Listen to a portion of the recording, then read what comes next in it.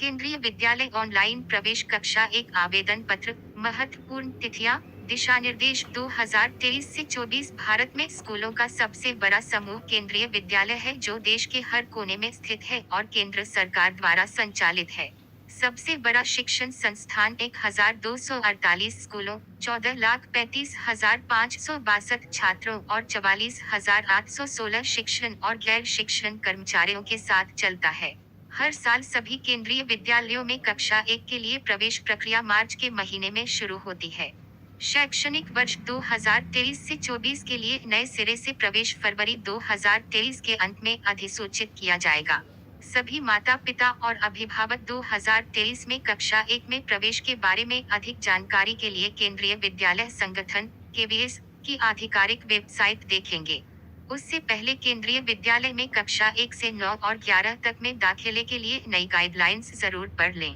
केंद्रीय विद्यालय प्रवेश 2023 से 24। केंद्रीय विद्यालय भारतीय मानव संसाधन विकास मंत्रालय के तहत केंद्र सरकार के स्कूलों की एक श्रृंखला है।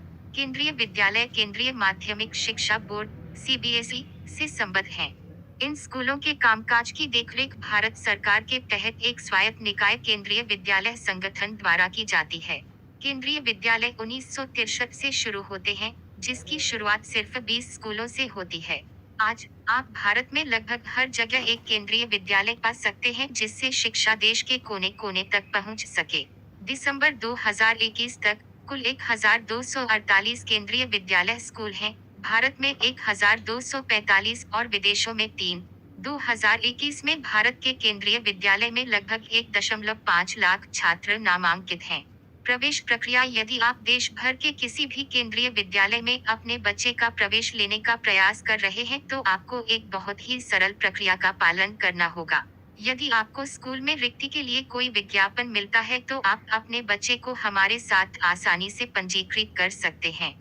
आप स्कूल के प्राचार्य के पास पंजीकरण के लिए प्रपत्र प्राप्त कर सकते हैं। ये पंजीकरण फॉर्म निःशुल्क है।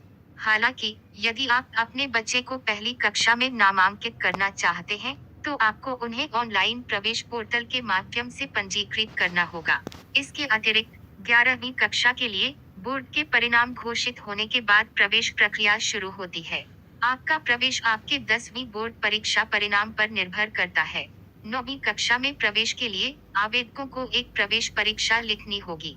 आवश्यक दस्तावेज: जन्म प्रमाण पत्र, स्थानांतरण प्रमाण पत्र यदि लागू हो, आरक्षण मानदंड का प्रमाण यदि लागू हो, सेवा प्रमाण पत्र यदि लागू हो, रक्षा कर्मचारियों के लिए रोजगार का प्रमाण पत्र, निवास का प्रमाण। केवी स्कूल में प्रवेश के लिए आयु सीमा। यहाँ प्रत्येक कक्षा में एक छात्र की न्यूनतम और अधिकतम आयु की सूची दी गई है।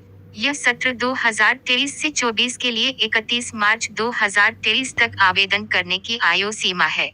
कक्षा 1 6 से 8 वर्ष, कक्षा 2 7 से 9 वर्ष, कक्षा 3 8 से 10 वर्ष पुराना, कक्षा 4 9 से 11 वर्ष, कक्षा 5 10 से 12 साल पुराना, कक्षा 6 11 से 13 साल की उम्र, कक्षा 7 12 से 14 वर्ष, कक्षा 8 13 से 15 वर्ष, कक्षा 9 14 से 16 वर्ष पुराना, कक्षा 10 15 से 18 वर्ष। आरक्षण: पहली कक्षा के छात्रों के लिए आरक्षण सीटों का विवरण है। शिक्षा के अधिकार के लिए 25% आरटी, सुप्रीम कोर्ट के लिए 15%, एसटी के लिए 7.5%, OBC non creamy layer OBC NCL के लिए 27%। इसलिए 40 छात्रों की एक कक्षा के लिए सीटें होंगी। आरटी 25%, 10 सीटें, सुप्रीम कोर्ट 15%, 0.6 सीटें, एसटी 7.5%, 0.3 सीटें, ओबीसी 27%, 11 सीटें। इसके अतिरिक्त 3% सीटें विकलांग बच्चों के लिए आरक्षित हैं। लॉटरी, लॉट का ड्रॉप प्रक्रिया। पंजीकरण के बाद